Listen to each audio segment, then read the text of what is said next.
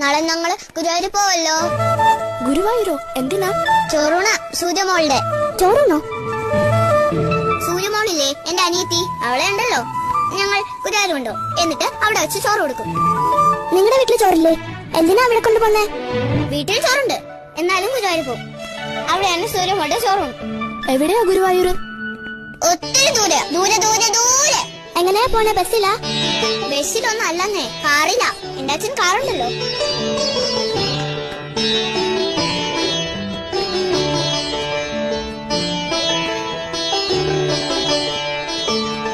ഈ ചോറുണ്ടെന്ന് വെച്ചാ എന്താ ജാനിക്കുട്ടി? അതോ, ചോറുണ്ടെന്ന് വെച്ചാൽ ചോറും സാമ്പാറും തൈരും പപ്പടവും എല്ലാം കൂടെ കുഴച്ചുരുട്ടി സൂര്യമോൾക്ക് തിന്നാൻ കൊടുക്കും. അതാ. അതിനാണോ ഗുരുവായൂർ പോന്നേ? ഇവിടെ കിട്ടില്ലേ ചോറും പരിപ്പും പപ്പടവും?